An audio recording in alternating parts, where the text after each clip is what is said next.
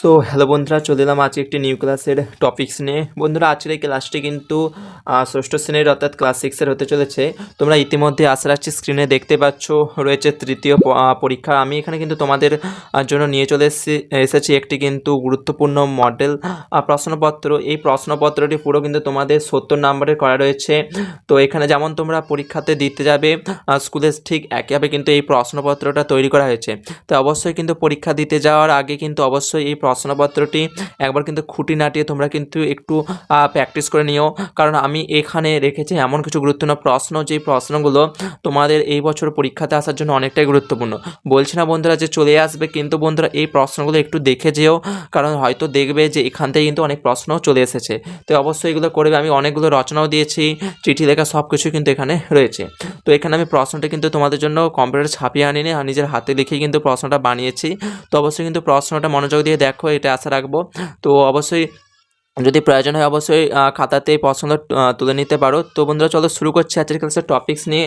আজকে আমরা ষষ্ঠ শ্রেণীর তৃতীয় পরীক্ষার একটি মডেল প্রশ্নপত্র তোমাদের সঙ্গে আলোচনা করে নিচ্ছি। দেখো, 1 নম্বরে রয়েছে সঠিক উত্তরটি বেছে নাও। এখানে 11টি রয়েছে, প্রতিটির জন্য 1 নম্বর করে। তো প্রথমে রয়েছে কয়েকটা।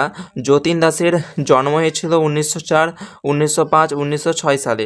এখানে আমি আর তোমাদেরকে উত্তরগুলো বলছি না, তোমরা উত্তরগুলো কমেন্টে জানিও। যদি খুঁজতে কোনো প্রশ্ন অসুবিধা হয় অবশ্যই কমেন্টে জানিও, আমি কিন্তু তোমাদেরকে উত্তরটা দিয়ে দেবো। তো এরপর ক্ষয়দের প্রশ্নটা দেখো, রয়েছে 1 ড্যাশ 2টি কুসুম এক ভারতের ঠাঁই। তো এখানে ভারতে, বাড়িতে, বৃন্তে, যেটা হবে লিখবে।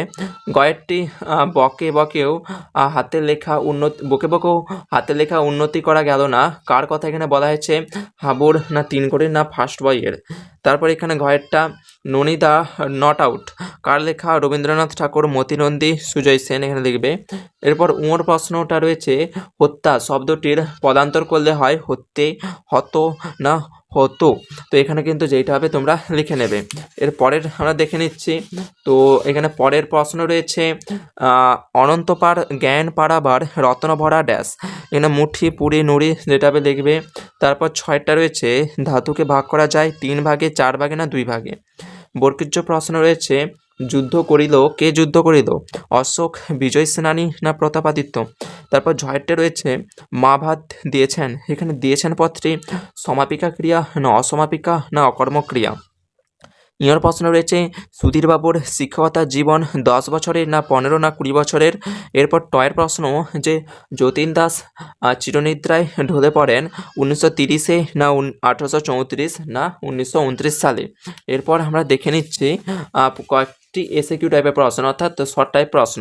তো একটি বাক্যে উত্তর দাও। 6টি প্রশ্ন করতে হবে, 6 নম্বর, পুত্রের জন্য 1 নম্বর করে। তো প্রথম প্রশ্ন দেখে নাও কয়েকটা রয়েছে। যতীন দাসের পিতার নাম কি? তারপর ক্ষয়ের প্রশ্ন কবি কাদের ভাই বোনের সাথে তুলনা করেছেন? গয়েরটা সুধীরবাবুর কপালে ভাঁজ কিসের চিহ্ন? তারপর ঘয়েরটা কিশোরের মন কি চাইতো? উঁর প্রশ্নটা পকেট থেকে ক্রিকেট আইনের বই কে বের করেছিল? এরপর ছয়ের প্রশ্নটি দেখে নাও ঝিনুক তো নয়, কবির চোখে বা দৃষ্টান্তে সেগুলি কি? এবং 6এর প্রশ্ন জার্নাল কি? তারপর এখানে একবারে 3-এর দিকে চলে আসো। 3-এর দিকে রয়েছে ব্যাকরণ, অর্থাৎ ব্যাকরণ থেকে এখানে 5টি প্রশ্ন করতে হবে, প্রতিটির জন্য 1 নম্বর করে। প্রথম প্রশ্ন দেখে নাও রয়েছে অনুসর্গ কাকে বলে? দ্বিতীয় প্রশ্ন কয়েকটা রয়েছে ধাতু বিভক্তি কাকে বলে? গয়ের প্রশ্ন রয়েছে সমাপিকা ক্রিয়া কাকে বলে? এরপর কিন্তু আমরা দেখে নেবো এরপরে কী সব প্রশ্ন রয়েছে। তো এরপরে রয়েছে আমাদের সরল বাক্যের প্রধান বৈশিষ্ট্য কোনটি? তারপর উঁর প্রশ্ন পদান্তর করতে হবে পছন্দ এবং এখানে রয়েছে হৃদয়। এরপর চয়ের প্রশ্ন যে পড়া শেষ হয়ে গেলে বই বন্ধ করো। এখানে নঞ্জর্থক বাক্যে এটা কিন্তু রূপান্তর তোমাদেরকে করতে হবে। এরপর 4-এর দাগের প্রশ্ন দেখে নাও। এখানে 1 বাক্যে উত্তর দাও 2টি। তো এখানেও কিন্তু 1 নম্বর করে পড়েছে। তো প্রথমেরটা হচ্ছে পেঁচা কোন চোখ বুঝে থাকে? ক্ষয়েরটা ধর্মাবতার হুজুর উক্তিটি কার? গয়েরটা মান শব্দের অর্থ কী? গয়েরটা কাক কত প্রকার কচুরির কথা বলেছিল? এরপর 5-এর দাগের প্রশ্ন দেখে নাও রয়েছে 4 থেকে 5টি বাক্যে এখানে উত্তর দিতে হবে, যেগুলো 2টি, 2 2 4, অর্থাৎ প্রতিটি প্রশ্নের জন্য 2 মার্কস করে। প্রথমেরটা রয়েছে মা এর বেশ মলিন ও কেশ রুক্ষ কেন? এটা কিন্তু কবিতা থেকে ভীষণ গুরুত্বপূর্ণ একটা প্রশ্ন। এই প্রশ্নটা বারবার বলছি, সেই সমস্ত প্রশ্নই কিন্তু এখান থেকে করে যেও। এরপর এখানে ক্ষয়ের দাগে রয়েছে আমাদের হীনদশা, এই তাই এখানে আমাদের এই হীনদশার কারণ কি? গয়ের প্রশ্ন, সুখ দুঃখকে কবির ভাই বোন মনে হয়েছে কেন? এটা কিন্তু অবশ্যই ভালো করে করবে।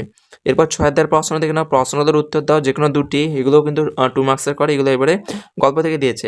কয়েকদার প্রশ্ন দেখে নাও, সুধীরবাবুর একটি মুদ্রা দোষ, কি সেই মুদ্রা দোষ এবং সুধীরবাবু এখানে কে? ক্ষয়ের প্রশ্ন, জেলে যতীন দাসের পাশে স্লেট পেন্সিল রাখা হয়েছিল কেন? গয়ের প্রশ্ন, নতুন এক সমস্যার উদ্ভব হলো, উদ্ভূত নতুন সমস্যাটি বা কি? এরপর 7 দাগের প্রশ্ন, যেন সংক্ষেপে উত্তর দাও যে কোনো একটি, অবশ্যই প্রতিটির জন্য 2 মার্কস। কয়েকটা রয়েছে, ছাগলের ভাইয়ের অপমৃত্যু কি জন্য হয়েছিল, এটা কিন্তু এখানে লিখতে হবে।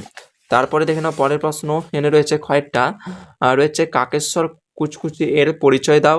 এরপর 8 দাগের প্রশ্ন, প্রশ্নের উত্তর দাও দুটি, 5 নাম্বার করে প্রতিটির জন্য। প্রথম প্রশ্ন রয়েছে, চটপট মঞ্জুর হয়ে গেল, কোন আবেদন মঞ্জুর হয়ে গেল এবং আবেদনকারী কে ছিলেন, তার সাথে তার এমন আবেদনের কারণ কি? 1+1+3 অর্থাৎ 1+1+3 করে কিন্তু এখানে নাম্বারটা বিভাজন রয়েছে। প্রথম প্রশ্ন করলে 1 নাম্বার, দ্বিতীয় করলে 1 এবং তৃতীয় প্রশ্ন করলে কিন্তু 3 নাম্বার। কয়েকটা, এইটাই সুধীরবাবুর মেথড। সুধীরবাবুর মেথডটি কি?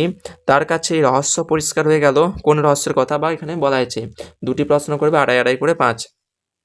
গয়ের প্রশ্ন, এই দিনই উনি শপথ নেন, কে কি শপথ নেন, তার সঙ্গে কোন ঘটনার ফলে তিনি শপথ নিয়েছিলেন, এটাও 1+1+3 হিসাবে রয়েছে। প্রথম দুটোর জন্য 1 করে 2 এবং শেষের জন্য তোমরা 3 পাবে। এরপর এখানে প্রশ্ন রয়েছে, প্রশ্নগুলোর উত্তর তো এখানে দুটি, এটাও কিন্তু 5 নাম্বারে করে এখানে কবিতা থেকে এবারে রয়েছে। তো প্রথম প্রশ্ন, অর্ধজগৎ ভক্তি প্রণত চরণে যার, এখানে অর্ধজগৎ বলতে কবি কি বুঝেছেন, কার চরণে তা প্রণত হয়েছে। 3+2 হিসাবে প্রথমটির জন্য 3 মার্কস এবং শেষেরটির জন্য 2 মার্কস। কয়েকটা রয়েছে, মনে হয় স্বপ্নে এই ধরনী ভালো, কখন পৃথিবীকে ভালো মনে হয়, এরকম মনে হবার কারণ কি? এটাও প্রথমটির জন্য 2 এবং শেষেরটির জন্য 3 মার্কস। এরপর গয়ের প্রশ্ন রয়েছে যে, বৃদ্ধ এখন সুধাই লোকে, কে এখন বৃদ্ধ, এইটা করলে পাবে 1 মার্কস। তারপর লোকে তাকে কি জিজ্ঞেস করে, এটার জন্য 2 মার্কস। তারপর তাদের প্রশ্নের উত্তরে তিনি কি বলেন, এটার জন্য 2 মার্কস, টোটাল 5 মার্কস। এর পরের প্রশ্ন দেখে নাও, এখানে রয়েছে 10 দাগে যে কোনো একটি প্রশ্নের উত্তর দাও। তো একটির জন্য তোমরা 3 মার্কস পাবে। তো এখানে কয়েকটা রয়েছে, শিয়াল বললো হাসছো কেন, কে হাসছিল, এটা বললে করলে পাবে 1 মার্কস এবং তার হাসির কারণ কি, এটা করলে 2 মার্কস। এবং ক্ষয়ের প্রশ্ন রয়েছে, সব জিনিসের সে নামকরণ করতো, সে কে, সে এটা করলে 1 মার্কস। সে জুতো ও ছাতায়ের কি নাম করণ করেছিল, এবং দুটোর জন্য পাবে 1+1 মার্কস। এটা কিন্তু হজরল থেকে রয়েছে। তারপর 11 একটি অনুচ্ছেদ রয়েছে, এখানে কিন্তু অনুচ্ছেদটা তোমাদেরকে দেখিয়ে দিচ্ছি। অনুচ্ছেদটা তোমরা পড়েই নিচের প্রশ্নটা উত্তর দেবে, এইখান থেকে এতটা কিন্তু পড়বে। এখানে কয়েক দাগের প্রশ্ন আমি বলে দিচ্ছি। প্রথম প্রশ্ন, গ্যালিলিওর পিতা পেশায় কী ছিলেন? কয়েকটা, গ্যালিলিও কবে জন্মগ্রহণ করেন? এবং কয়েকটা, গ্যালিলিওকে কেন কাপড়ের ব্যবসা করতে হয়? এখানে 11 এই অনুচ্ছেদটা পড়বে পুরোটা, পড়ার পর কিন্তু এই প্রশ্নের উত্তর দেবে। 3 মার্কস রয়েছে। এরপর এখানে ছোট্ট করে এখানে আমি কয়েকটি রচনা রেখেছি 12 দাগে। এখানে অনুচ্ছেদ রচনা 3টে রচনা রেখেছি। প্রথমেটা হচ্ছে মাদার টেরিজা, তারপর কয়েকটা ছাত্র জীবনে খেলাধুলোর ভূমিকা এবং কয়েকটা স্বামী বিবেকানন্দ। এর মধ্যে যে কোনো একটা করবে, 6 মার্কস রয়েছে। এরপর এখানে শেষে তোমাদের জন্য এখানে রয়েছে চিঠি রেখেছি দুটো, তো 13 নাম্বারের।